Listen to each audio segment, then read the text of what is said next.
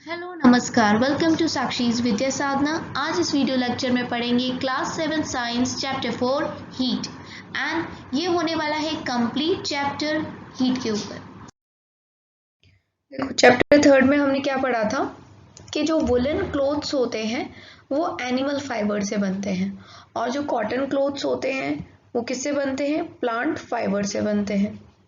Woollen clothes को हम winters में पहनते हैं क्योंकि ये हमारी बॉडी को थोड़ा गर्म रखते हैं और बाहर जो ठंड है उससे बचाते हैं।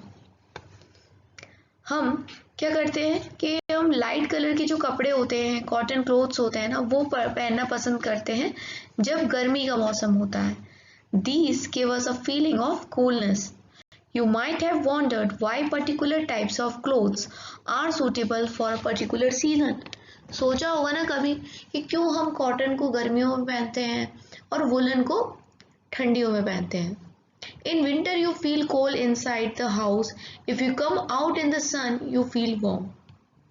ठंड में क्या होता है कि घर के अंदर हमें ठंड लगती है, ठंड की बता रही हूँ, विंटर सीजन में, और जब हम सन में जाते हैं, धूप में, तो हमें थोड़ी गर्माहट मिलती है। In summer you feel hot even inside the house. और समर में क्या होता है कि हमें घर के अंदर भी गर्मी लगती है। How do we know whether an object is hot और cold? How do we find out how cold or hot an object is? तो हमें कैसे पता पड़ता है कि कोई ऑब्जेक्ट हॉट है या कोल्ड है, या फिर हमें ये कैसे पता पड़ता है कि कोई ऑब्जेक्ट कितना ज़्यादा हॉट और कोल्ड है? In this chapter we shall try to seek answer to some of these question. तो यही सारी बातें इस चैप्टर में हम जानेंगे कि क्या कोई ऑब्जेक्ट हॉट है या कोल्ड है, और हम कैसे पता करेंगे कोई ऑब्जेक्ट हॉट है या कोल्ड है। तो 4.1 hot and cold. In our day-to-day life, we come across a number of objects. Some of them are hot and some of them are cold. Tea is hot and ice is cold. हम अपनी daily life में अक्सर दिन में, एक ही दिन में ना, ऐसी चीज़ों से मिलते हैं जो कुछ गर्म होती हैं और कुछ ठंडी होती हैं। जैसे चाय गर्म होती है और आइस ठंडी होती है। List some objects you use commonly in table 4.1. Mark these objects as hot or cold. तो देखो यहाँ 4.1 में एक टेबल दी हुई है, आपको बताना है कि कोल्ड है या वार्म है। जैसे आइसक्रीम, आइसक्रीम कैसी है बेटा? Cold. Spoon in a tea cup, जो स्पून है टी कप के अंदर, वो कैसी होगी? वो भी वार्म होगी क्योंकि टी गर्म है। फ्रूट जूस कैसे होगा? वो ठंडा होगा। Handle of a frying pan, देखो handle of a frying pan, ये डिपेंड करता है। अगर आपके हैंडल जो होता है फ्राइंग पैन का वो नॉर्मली रखा है, हम उस पर खाना नहीं बना रहे, तो वो ठंडा ही होगा। लेकिन अगर वो गैस के ऊपर रखा है और गैस ऑन है ना, उसको हीट मिल रही है, तो आपका फ्राइंग पैन कैसा हो जाता है? गर्म हो जाता है। लेकिन हैंडल की अगर बात करें, अगर हैंडल पे लकड़ी लगी होगी या प्लास्टिक लगी होगी, तो उस जगह पे, उस एरिया को हम छुएंगे तो हमें गर्म नहीं लगेगा, क्योंकि लकड़ी और प्लास्टिक ऐसे गर्म नहीं होती, ठीक है।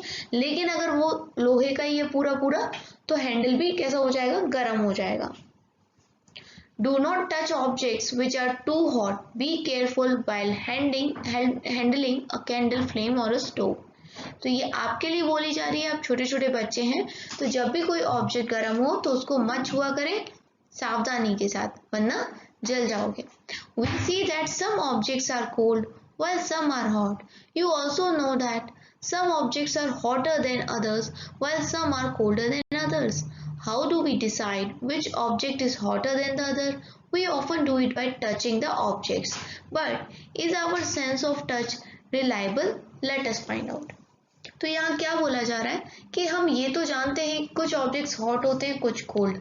कुछ ऑब्जेक्ट्स ज़्यादा गर्म होते हैं, मान लो कोई चीज़ गर्म है और कोई चीज़ उससे भी ज़्यादा गर्म है। कोई चीज़ ठंडी है और कोई चीज़ उससे भी ज़्यादा ठंडी है। सपोज जैसे कि जूस है, आपने जूस फ्रिज में रखे होंगे तो जूस इतना ठंडा नहीं है जितना ठंडी आइस लगेगी आपको। तो हम कैसे पता करते हैं कौन सी चीज़ ज़्यादा ठंडी, कौन सी चीज़ ज़्यादा गर्म है? छू के देखते हैं, है ना। लेकिन क्या सिर्फ छूने से ही हमें सही सही पता पड़ जाता है क्या? इसके लिए हम एक एक्टिविटी 4.1 करेंगे। टेक 3 स्मॉल टब्स, तो 3 स्मॉल टब ले लिए हमने, उसके ऊपर ABC लेबल कर लिया, A, B and C. Put cold water in a container A, hot water in container, देखो एक में हमने क्या डाला है, A वाले में कोल्ड वाटर, और हॉट वाटर हम इसमें B में डालेंगे। अब पीछे पढ़ते हैं क्या लिखा है, उससे पहले देखिए, make sure that water is not so hot that you burn your hand. हाँ, ये ध्यान रखें कि पानी इतना ज़्यादा गर्म ना कर ले कि आपका हाथ जल जाए। Some cold and hot water in container C, और जो कंटेनर सी है ना, उसके अंदर हम थोड़ा सा गर्म थोड़ा सा ठंडा पानी मिलाएंगे। अब हमारा जो लेफ्ट हैंड है उसे कंटेनर ए और राइट हैंड को कंटेनर बी में डालेंगे, ठीक है। और 2 से 3 मिनट तक हम अपने दोनों हाथों को एक एक कंटेनर में रखेंगे। उसके बाद इन दोनों हाथों को एक साथ हम कंटेनर सी में डालेंगे। तो ये बताइए, क्या दोनों हाथों के अंदर सेम फीलिंग आएगी हमें? Bujo says, my left hand tells me that the water in a mug C is hot and right hand tells me the same water is cold. बूजो क्या बोल रहा है कि मेरा जो लेफ्ट हाथ है वो बोल रहा है कि मग के अंदर का पानी गर्म है, और राइट हैंड बोल रहा है कि वही सेम पानी ठंडा है। तो इसका क्या मतलब हुआ? हम फिर कैसे पता करेंगे सही कि कौन सी चीज़ गर्म है कौन सी चीज़ ठंडी है? Bujo's confusion shows that we cannot always rely on our sense of touch to decide whether an object is hot or cold. Sometimes it may deceive us.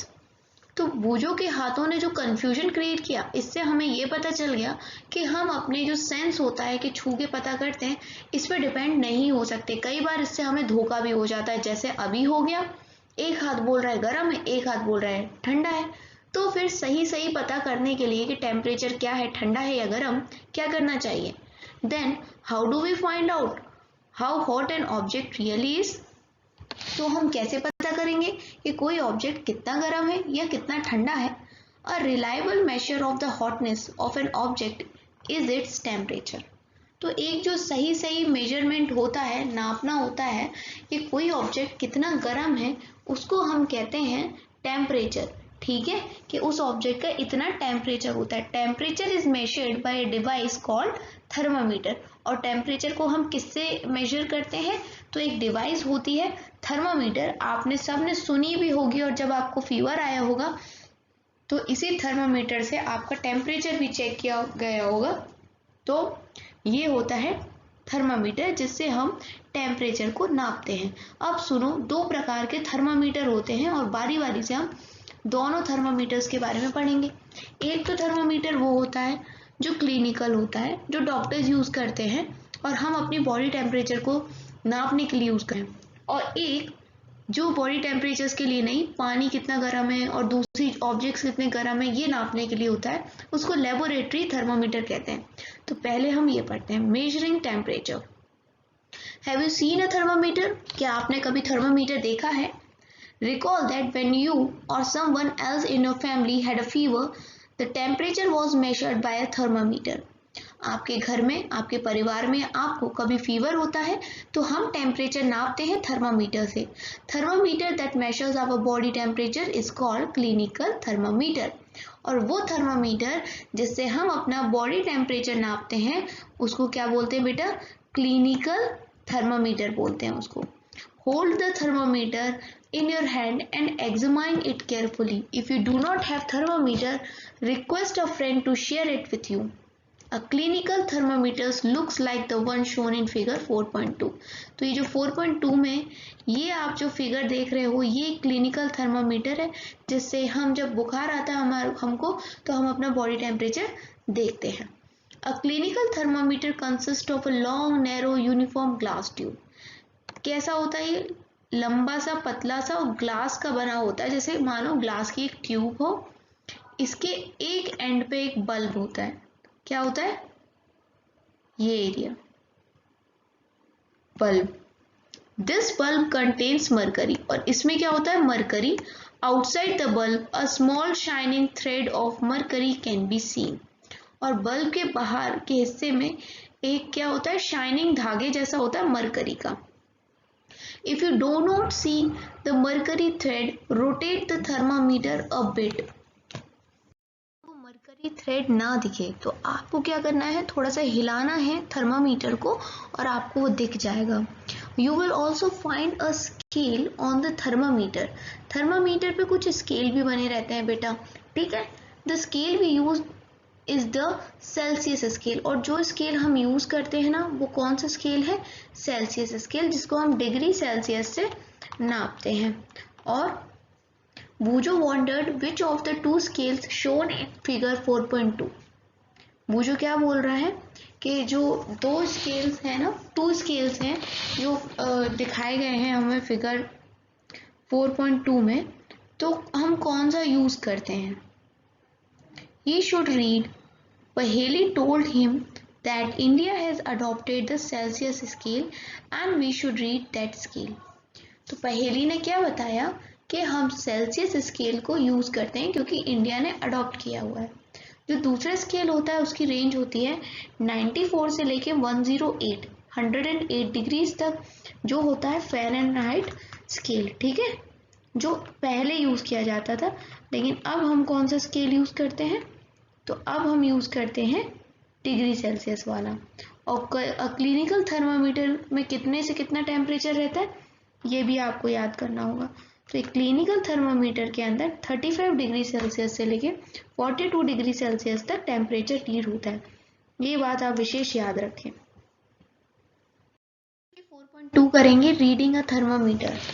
Late us learn how to read a thermometer. अब हमें ये तो पता होना चाहिए ना कि thermometer में हमारा टेम्परेचर कितना आ रहा है, कैसे इसे रीड करेंगे।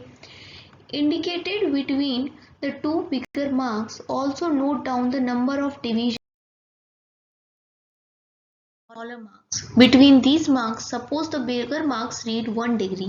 मान लो जो बड़ा मार्क है वो 1 डिग्री पर है और उसके बीच में क्या है 5 छोटे डिवीजन्स हैं। तो जो एक स्मॉल डिवीजन होगा उसको हम कैसे नापेंगे, कितना डिग्री का है। देखो एक बड़ा मार्क है और 5 उसके स्मॉल डिवीजन है, तो 1/5 करेंगे तो 0.2 डिग्री सेल्सियस आ जाएगा। उसके बाद हमें क्या कर लेना चाहिए, धो लेना चाहिए थर्मामीटर को, किससे, एंटीसेप्टिक सॉल्यूशन से। Hold it firmly and give it few jerks, उसको आराम से पकड़ना चाहिए और थोड़े से हिलाना चाहिए, झटके देना चाहिए। The jerk will bring the level of mercury down. तो उससे क्या होता है कि अगर मरकरी का लेवल ऊपर होगा तो वो डाउन हो जाएगा। Ensure that it falls below 35 degree Celsius. हमेशा ध्यान रखना चाहिए थर्मामीटर यूज करने से पहले जो मरकरी का लेवल है वो 35 डिग्री सेल्सियस से कम हो।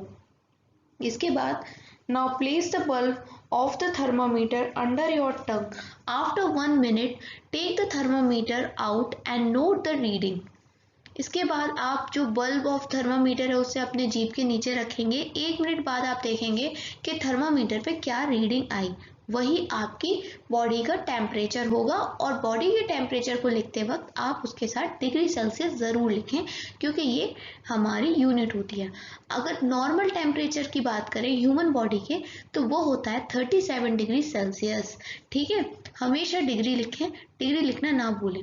अब ये कुछ प्रिकॉशंस दे रखी हैं जो हमेशा हमें ध्यान रखनी चाहिए जब भी हम क्या करें, जब भी हम थर्मामीटर का यूज़ करें, स्पेशली क्लिनिकल थर्मामीटर। तो पहली चीज़ ये कि थर्मामीटर को यूज़ करने से पहले और बाद में धोना चाहिए, किससे, एंटीसेप्टिक सॉल्यूशन से। और थर्मामीटर को यूज़ करने से पहले ये भी देखना चाहिए कि मरकरी का जो लेवल है वो 35 डिग्री सेल्सियस से कम होना चाहिए। उसके बाद थर्मामीटर में जो लेवल होता है मरकरी का उसको देखने के लिए सीधा, जैसे ये लड़की देख रही है इस प्रकार से देखना चाहिए। अगर आप थोड़ा ऊपर नीचे करके देखेंगे तो हो सकता है कि आपको सही टेम्परेचर पता ना लगे। Handle the thermometer with care, if it hits against some hard object it will break. Thermometer काफ़ी नाजुक सा होता है इसलिए थोड़ा केयर से इसे हैंडल करना चाहिए ताकि ये टूट ना जाए। और जब भी आप थर्मामीटर से रीडिंग कर रहे हो तो उसको बल्ब जो होता है उसका उसे नहीं पकड़ना चाहिए। Now let us try to sure Paheli that there is nothing wrong with her. Paheli के साथ क्या प्रॉब्लम हो गई है, पहेली मेजर्ड हर बॉडी टेम्परेचर। पहेली ने क्या करा, अपना बॉडी टेम्परेचर मेजर किया लेकिन उसका बॉडी टेम्परेचर 37 डिग्री सेल्सियस नहीं आया एग्जैक्ट, थोड़ा कम ज़्यादा हो गया। तो पहेली टेंशन में आ गई। तो क्या टेंशन में आना चाहिए, तो नहीं आना चाहिए क्योंकि हमारे बॉडी का टेम्परेचर ऊपर नीचे हो जाता है, ज़रूरी नहीं है कि 37 डिग्री सेल्सियस ही हो। तो आइए इसको समझने के लिए एक्टिविटी 4.3 देखते हैं। Measure the body temperature of some of your friends. तो करीबन 10 लोग ले लो अपने दोस्त और उनके बॉडी टेम्परेचर्स को आपको मेजर करना है।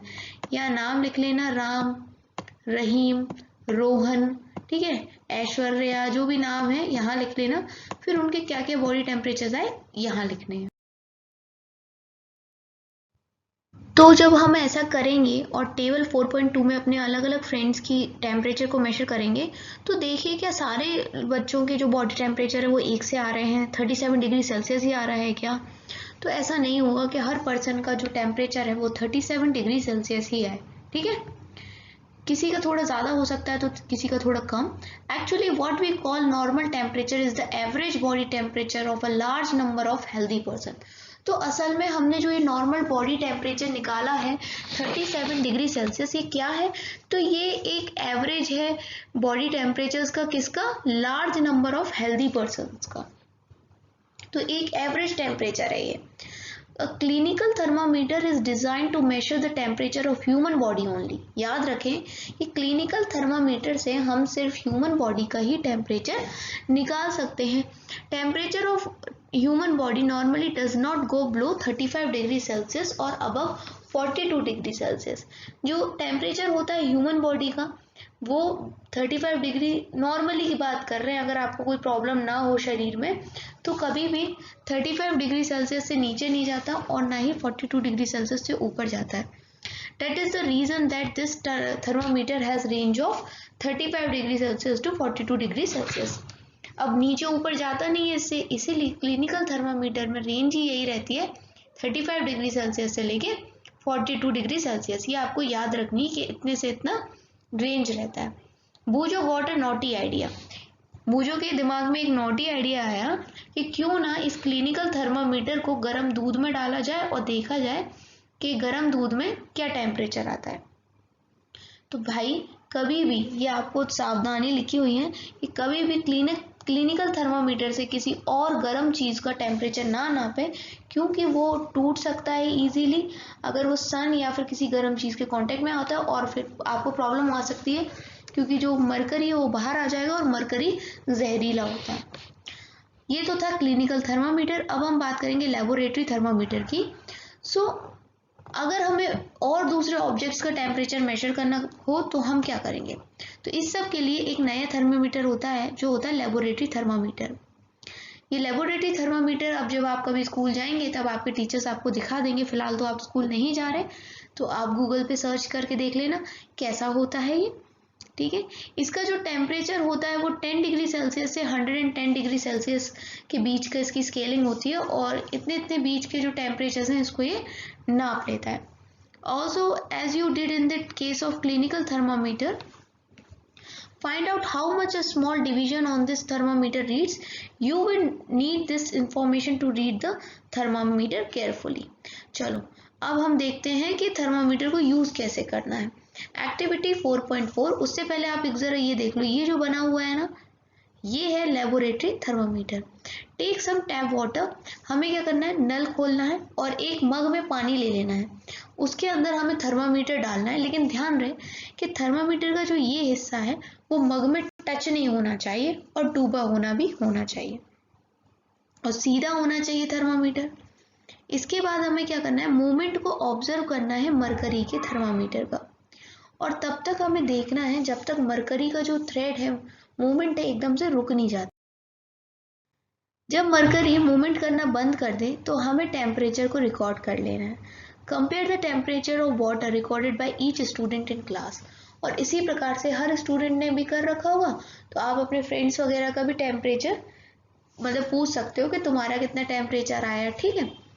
डिस्कस द पॉसिबल रीजन, कि कौन से पॉसिबल रीजन कि आपके अलग अलग दोस्त ने जब पानी को नापा लेबोरेटरी थर्मामीटर से तो सबका टेम्परेचर पानी का अलग अलग क्यों आए। इसके बहुत सारे रीजंस हो सकते हैं, जैसे कि मान लीजिए किसी ने जो पानी लिया है तो टंकी में ठंडा पानी था तो ठंडा आया होगा टेम्परेचर, गर्म पानी था तो गर्म आया होगा, या फिर किसी ने नापने में ही गलती कर दी होगी, ऐसा भी हो सकता है। मान लो कोई बच्चा, जैसे उसमें बोला गया है कि ये जो बल्ब है इसको टच नहीं करना है, अगर टच कर लेगा तो भी कुछ गड़बड़ रीडिंग आ जाएगी। ये सीधा सीधा रखना है, अगर कोई बच्चा इसको सीधा नहीं रखे टेढ़ा करेगा तो भी रीडिंग में डिफरेंस आ जाएगा। तो ये सारी चीज़ें ध्यान रखनी होंगी। एक्टिविटी 4.5 देखते हैं अब। Take some hot water in a beaker और मग। अब हमें क्या करना है, गर्म पानी लेना है बीकर में, फिर उसके अंदर थर्मामीटर डालना है और तब तक वेट करना है जब तक जो मरकरी थ्रेड है वो एक जगह पे रुक नहीं जाता, और जब वो रुक जाएगा तो हम टेम्परेचर देख लेंगे कि पानी का कितना टेम्परेचर है। उसके बाद थर्मामीटर को बाहर निकालेंगे। Observe carefully what happens now. Do you notice that as soon as you take the thermometer out of water the level of mercury begins to fall. तो जैसे कि मान लीजिए इसके अंदर हमने ये डाल रखा है, तो इसका मरकरी का लेवल यहाँ पहुंच गया। मैं पेन से दिखाती हूँ, ये मैं जस्ट अज्यूम कर रही हूँ, मान लो मरकरी का लेवल यहाँ पहुंच गया, और जैसे ही ये थर्मामीटर हमने यहाँ बाहर निकाला, ठीक है, तो ये मरकरी का लेवल पहले यहाँ था इस जगह पे, जैसे ही पानी से बाहर निकाला तो मरकरी का लेवल यहाँ चला गया। ठीक है, तो इसका मतलब क्या हुआ, this means that temperature must be read while thermometer is in water. तो इसीलिए जब भी आप पानी वगैरह का टेम्परेचर लें तो टेम्परेचर तभी नोट करें जब थर्मामीटर पानी के अंदर हो, क्योंकि अगर आपने पानी से निकाल लिया तो मरकरी का लेवल कम हो जाएगा और टेम्परेचर गिर जाएगा थर्मामीटर का। You may recall that while taking your own temperature, you have to take the thermometer out of your mouth to note the reading. Can you then use the laboratory thermometer to measure your body temperature? आपको याद है जब हम अपना body temperature measure करते थे तो हम अपनी जीभ के नीचे में थर्मामीटर को लगाते थे और क्या करते थे कि उसको फिर बाद में निकाल के देखते थे। तो तब तो ऐसा नहीं होता था कि मरकरी का वो गिर जाता हो, लेकिन हमने लेबोरेटरी थर्मामीटर के अंदर देखा कि अगर हमने पानी में से थर्मामीटर निकाल लिया तो थर्मामीटर का लेवल जो इतना था, निकालने के बाद मरकरी का लेवल इतना आ जाता है, मतलब टेम्परेचर गिर जाता है। लेकिन ऐसा क्लिनिकल थर्मामीटर में नहीं होता था। क्यों नहीं होता? क्योंकि क्लिनिकल थर्मामीटर में किक लगी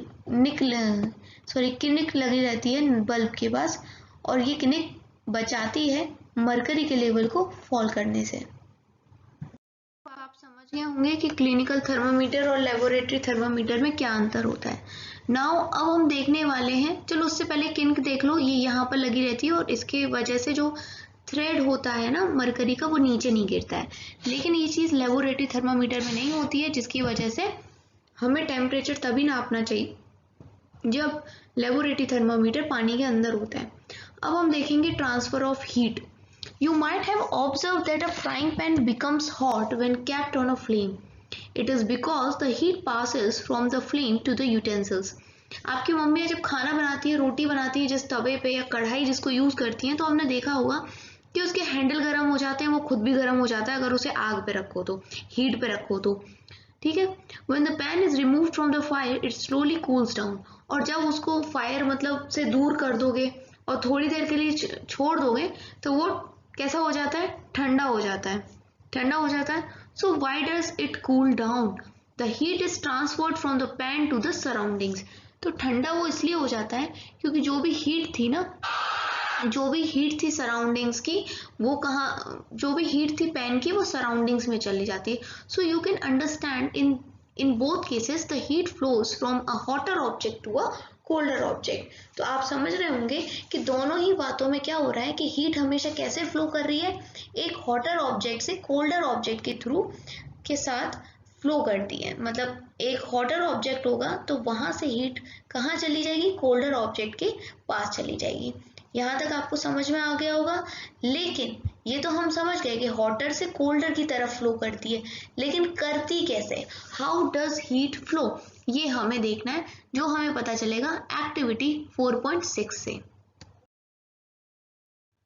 एक्टिविटी 4.6 के अंदर हम ये समझने वाले हैं कि हीट फ्लो कैसे करती है हॉटर से कोल्डर ऑब्जेक्ट के थ्रू। तो आपको क्या करना है, एक रॉड लेनी है, कोई भी मेटल की, लोहे की ले लो, एल्यूमिनियम की ले लो, और उसमें छोटे छोटे जो मोम के पीस है ना वो चिपकाने हैं। जैसे देखो यहाँ यहाँ यहाँ ये चिपके हुए हैं। फिर एक स्टैंड पे, ताकि ऊंचा रहे, आपको इस रॉड को लगा देना। अगर आप पे स्टैंड ना हो तो जैसे ये जुगाड़ करी हुई है ना दो ईंटों के बीच में, ऐसे कर लेनी है। वैसे भी इंडियंस तो जुगाड़ करने में माहिर ही होते हैं, तो इस तरीके से कर लो। और यहाँ एक कैंडल लगाओ और कैंडल से इसको हीट करना स्टार्ट कर दो।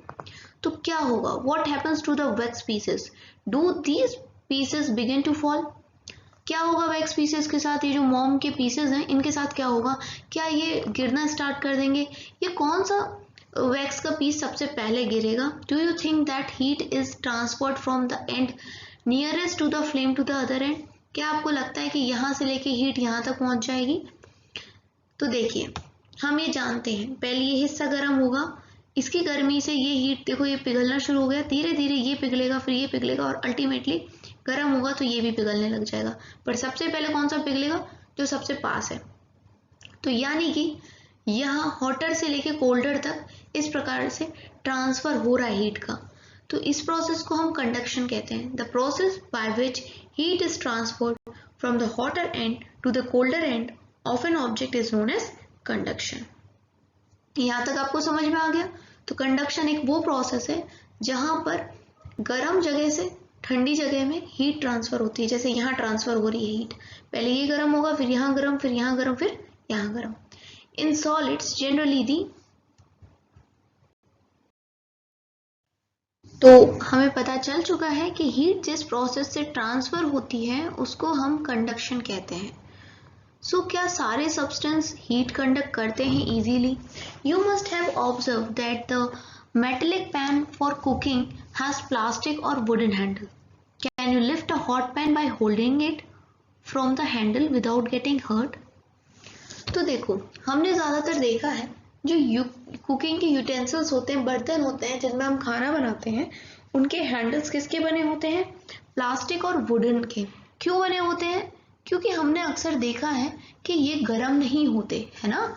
और अगर ये वुडन और प्लास्टिक के ना होके मेटल और एल्यूमिनियम के ही होंगे तो फिर हमारा हाथ जल जाएगा, है ना। एक्टिविटी 4.7 देखो, इसके अंदर हम जानेंगे कि कौन से ऐसे चीजें होती हैं जो हीट को अपने आर पार करने देती है और कुछ चीजें ऐसी होती हैं जो हीट को आर पार नहीं होने देती। Heat water in a small pan or a beaker, collect some articles such as steel spoon, plastic scale, pencil, divider. आपको क्या करना है? अच्छे से पानी को गर्म करके एक बीकर में डालना है, जैसे फिगर 4.8 में आपको दिखाई दे रहा है। इसके बाद आपको ये सारी चीजें उसके अंदर डालनी है। फिगर 4.8 में सारी चीजें देखो पानी के अंदर डूबी हुई हैं। अब एक एंड जो इनका एक हिस्सा है सब चीजों का तो पानी के अंदर है और दूसरा हिस्सा पानी के बाहर है।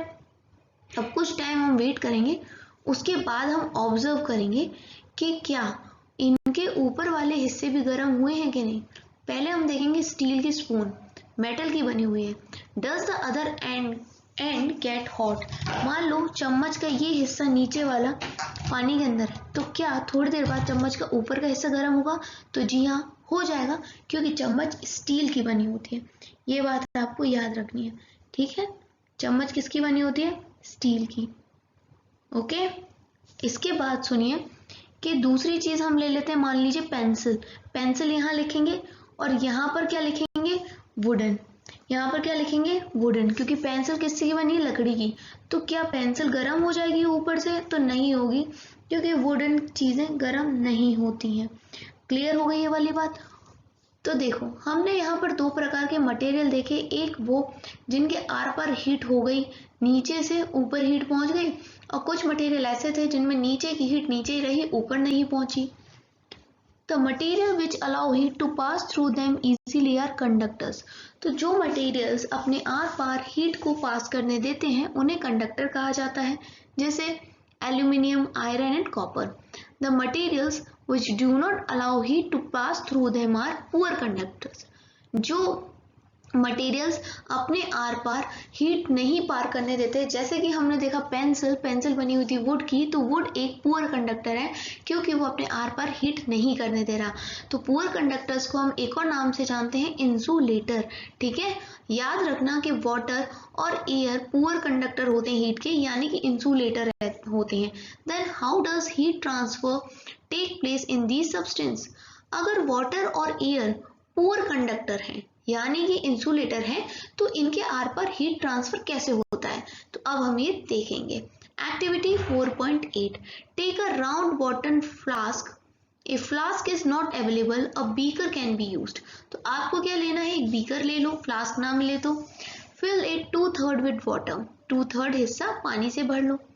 फिर इसको ट्राईपॉड पे रखना है और make some arrangement to place the flask in such a way that you can heat it by placing a candle below it.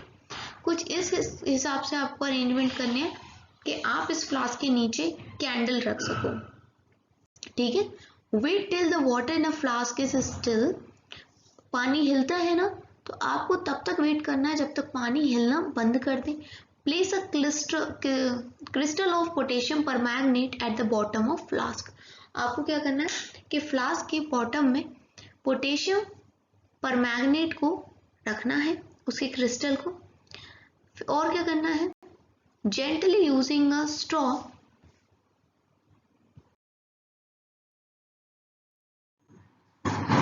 तो हमने क्या करा था कि पोटेशियम परमैंगनेट का क्रिस्टल भी रख दिया था। अब हम हीट करना स्टार्ट करेंगे वाटर को, कैसे, कैंडल को नीचे रख के क्रिस्टल के जस्ट जिस तरीके से आपको ये अरेंजमेंट फिगर 4.9 में दिख रहा है ना, इस प्रकार से। अब अपने जो भी ऑब्जर्वेशंस हैं एक्टिविटी को करने के दौरान, आपको जो भी ऑब्जर्वेशंस दिख रहे हैं उनको आप नोट डाउन कर लेंगे जैसे कि यहाँ लिखा है। उसके बाद What you observe, आपने क्या ऑब्जर्व किया, when water is heated the water near the flame gets hot। तो जब भी हम ऐसे हीट कर रहे हैं तो ये वाला जो सबसे नीचे में पानी है ना, जो फ्लेम के पास है, वो क्या हो जाएगा, हॉट हो जाएगा, ठीक है। Hot water rises up, the cold waters from the side moves down towards the source of heat. तो पहले कौन सा वाला पानी, देखो जो नीचे में पानी है ना, ये एरिया का पानी ये गर्म होगा, तो ये गर्म होके कहाँ चले जाएगा, ऊपर चला जाएगा। तो फिर ये साइड खाली, जगह खाली हो जाएगी, तो साइड से जो ये पानी है वो आके ये जगह ले लेगा। तो कुछ इस प्रकार से होता रहेगा और पानी सारा गर्म हो जाएगा, ठीक है। Water also gets hot and rises, जो भी पानी गर्म होगा वो ऊपर चला जाएगा। And water from the side moves down, और जो साइड से पानी है, जो साइड में पानी है वो नीचे आ जाएगा।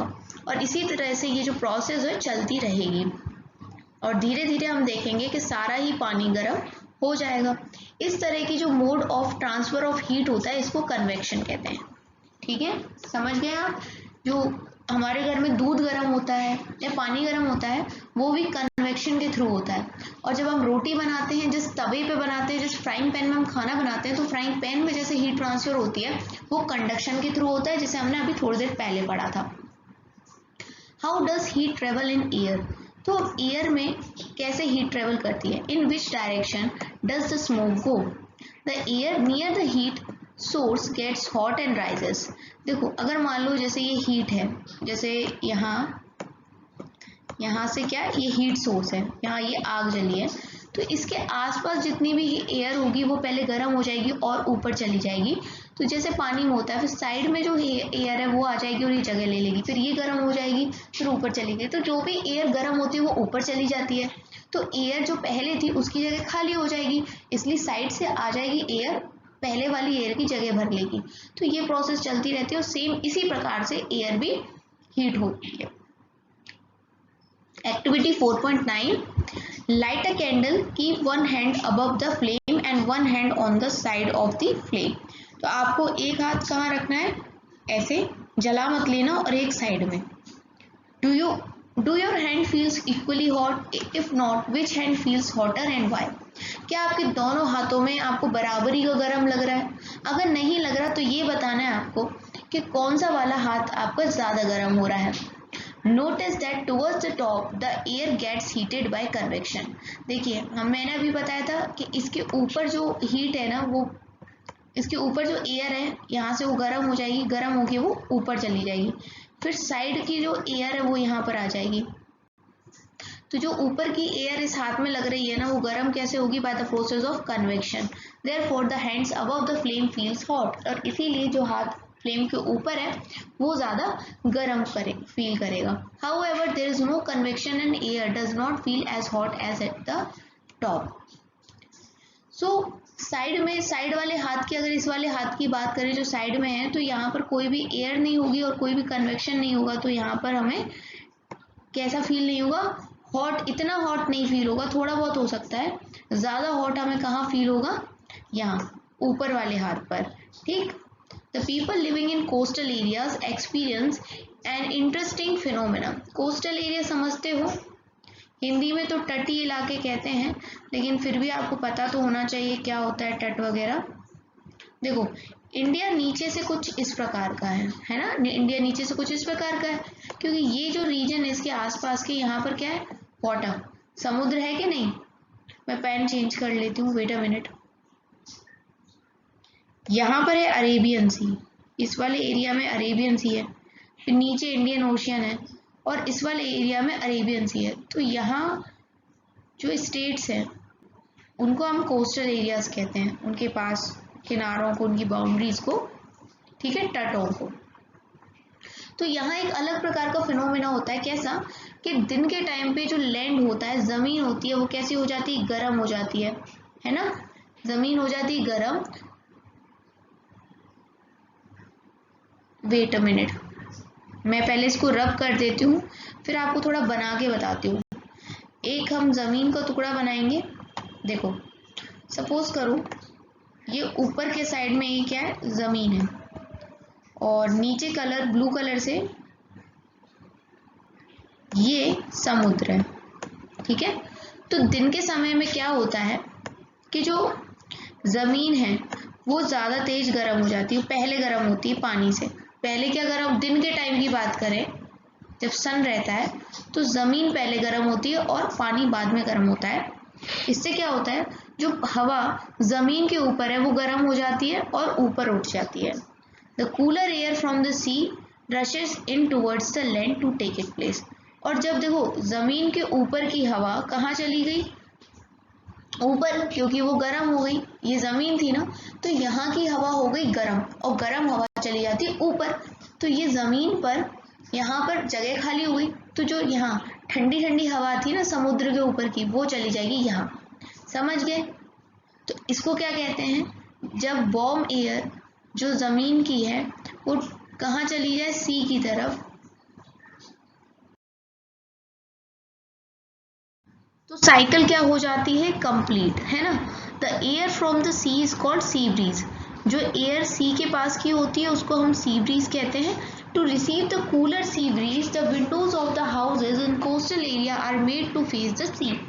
देखो, सी के पास के जो घर होते हैं ना, वहाँ पर जो विंडोज होती है, देखो इस तरफ होती है, सी की तरफ फेस करती हो, क्योंकि ठंडी ठंडी हवा आती है, तो इसीलिए जो विंडोज़ बनाई जाती हैं वो सी फेसिंग होती है, सी की तरफ मुंह करके बनाई जाती हैं। अगर उसके बाद क्या होता है, अगर रात की बात करें, at night it is exactly reverse. रात के समय में एकदम उल्टा होता है। क्या होता है? The water cools down more slowly than the land. जो पानी होता है वो ज़मीन से पहले, यहाँ का पानी ठंडा देर में होगा, लेकिन जो यहाँ का पानी है वो पहले ठंडा हो जाता है। और उसके बाद क्या होता है? So cool air from the land moves towards the sea. और इसीलिए जो ठंडी हवा होती है कहाँ की? ज़मीन की, वो पहले कहाँ चली जाती है? सी की तरफ जाती है, और इसको हम लैंड ब्रीज कहते हैं, क्योंकि ये लैंड की तरफ से आती है। When we come out in the sun we feel warm. जब हम सन में आते हैं ना तो हमें गर्मी का एहसास होता है। तो ये हीट सन से इतनी दूर से हमारे पास कैसे आ रही है? It can not reach us by conductor और convection as there is no medium such as air in most part of the space between the earth and the sun. देखो, अभी तक हमने दो प्रकार पढ़े हीट के ट्रांसफर के, कंडक्शन एंड कन्वेक्शन। लेकिन सन में अगर जब हम जाते हैं, धूप में खड़े होते हैं, तो हमको गर्मी का एहसास होता है। तो सन की गर्मी हम तक कैसे पहुंच रही है? क्योंकि ना तो कंडक्शन हो सकता है ना कन्वेक्शन हो सकता है, क्योंकि इन दोनों के लिए कोई मीडियम होना चाहिए। तो इसीलिए एक और तरीका होता है जिसको हम रेडिएशन कहते हैं। From the sun the heat comes to us by another process known as radiation. The transfer of heat by radiation does not require any medium. तो रेडिएशन में किसी भी प्रकार के बीच में मीडियम की ज़रूरत नहीं होती है। It can take place whether a medium is present और not.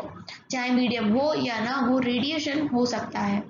When we sit in front of a room heater, we get heat by this process। और इसी तरीके से जब हमारे रूम में हीटर जो लगा रहता है ना, हम उसके सामने बैठ जाएं तो बिना किसी मीडियम के भी हम गर्मी का एहसास करते हैं, बिकॉज ये रेडिएशन के उस प्रिंसिपल पे काम करता है। A hot utensil kept away from the flame cools down as it transfers heat to the surroundings by radiation. कोई भी गर्म बर्तन होता है उसको हम फ्लेम से थोड़ा दूर रखते हैं सो दैट वो जो पूरी उसकी हीट होती है वो ट्रांसफ़र करते सराउंडिंग्स में by the process of radiation और वो बर्तन ठंडा हो जाए। हमारी जो बॉडी होती है वो भी हीट ट्रांसफ़र करती है सराउंडिंग्स में और रिसीव भी करती है heat by the process of radiation. All hot bodies radiate heat, जितनी भी गर्म बॉडीज होती हैं वो सभी रेडिएट करती हैं हीट को। When this heat falls on some object, a part of it is reflected, a part is absorbed and a part may be transmitted. तो जब भी ये गर्म हीट किसी ऑब्जेक्ट पे पड़ती है तो कुछ हीट एब्जॉर्ब कर ली जाती है, कुछ दोबारा से उल्टी रिफ्लेक्ट हो जाती है और कुछ इसमें से आर पार निकल जाती है। The temperature of the object increases due to you are advised to use an umbrella when you go out in the sun. जब बहुत ज़्यादा टेम्परेचर हो जाता है तो ये बोला जाता है, सलाह दी जाती है कि आपको अम्ब्रेला लेके जाना चाहिए।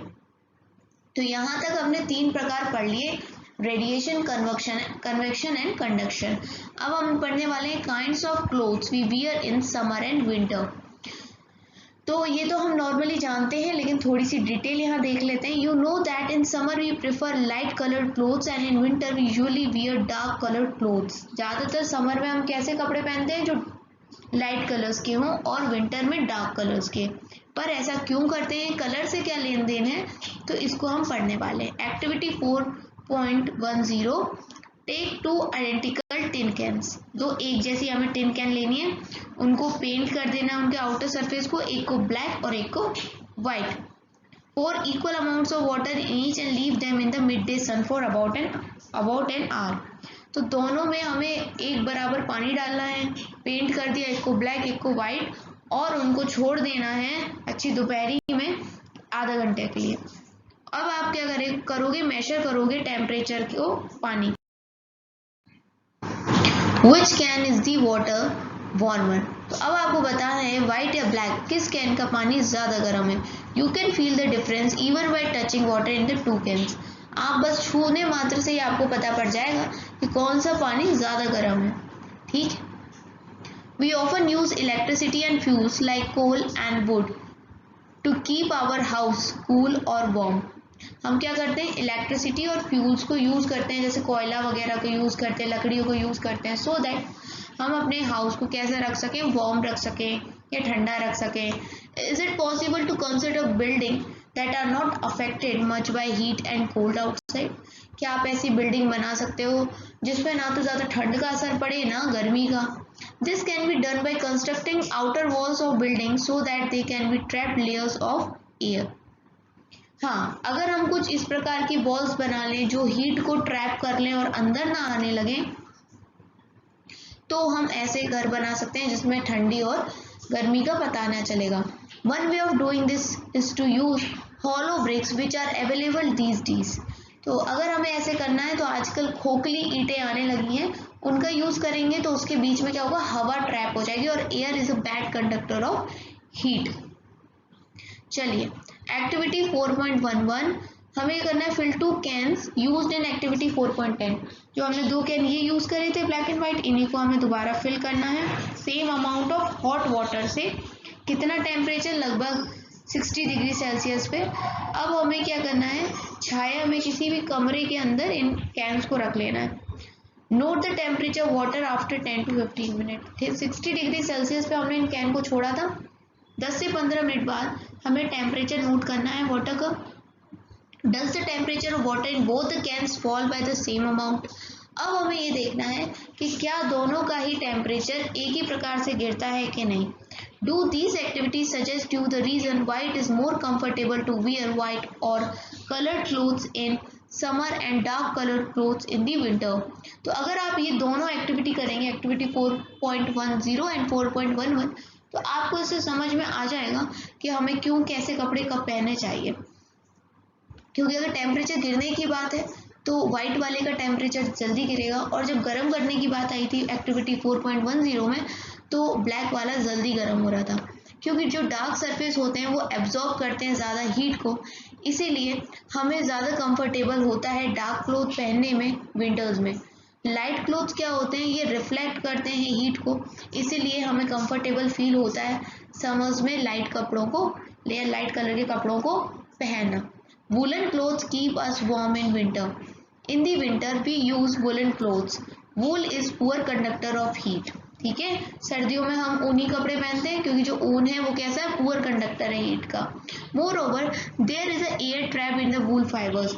और क्यों होता है पुअर कंडक्टर, क्योंकि जो वूल के फाइबर होते हैं, फाइबर के बारे में आपने क्लास 6 में भी पढ़ा है, 7 में भी पढ़ा है, इसके बीच में ना हवा ट्रैप हो जाती है, हवा फंस जाती है, और एयर क्या करता है, हीट का जो फ्लो होता है हमारी बॉडी से बाहर नहीं जाने देता है। तो जो हमारी बॉडी की गर्माहट होती है वो हमारे पास ही रहती है और हमें गरम गरम महसूस होता है। Suppose you are given the choice in winter of using either one thick blanket और two thin blankets joint together, what would you choose and Y.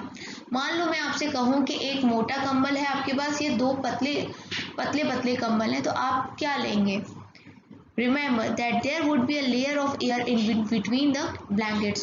तो हमेशा आपके लिए जो दो ब्लैंकेट्स हैं ना, भले वो पतले हैं, वो ज़्यादा अच्छे रहेंगे, क्योंकि जब आप वो दो ब्लैंकेट एक के ऊपर एक करके ओढ़ेंगे तो आपको कम ठंड लगेगी, बिकॉज उन दोनों कंबल्स के बीच में हवा जो एयर होती है वो ट्रैप्ड हो जाएगी, हवा रहेगी।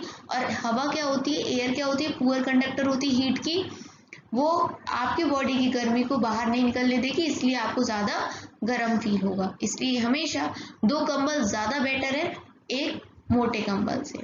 तो इसी के साथ आपका ये जो चैप्टर 4 हीट है समाप्त होता है, ख़त्म होता है। अगर आप चाहते हैं कि क्लास 7 की ज्योग्राफी, हिस्ट्री, पॉलिटी या कोई और सब्जेक्ट में मैं वीडियो लेके आऊँ तो मुझे ज़रूर बताइएगा। अगर आपको छोटे या बड़े बहन भाई हैं तो उनके सब्जेक्ट से रिलेटेड भी आपको अगर कोई स्टडी मटेरियल चाहिए या कुछ आप पूछना चाहते हैं, कोई क्वेरी है, तो कमेंट सेक्शन में बता सकते हैं। चैनल नया है और मैं अकेले ही वीडियोस बनाती हूँ, सो आपका सपोर्ट मुझे चाहिए। Sharing is caring, so please share करिए मेरे वर्क को एंड सपोर्ट करें bye liking my videos. Thanks for watching. Sakshi Vidya Sadhana.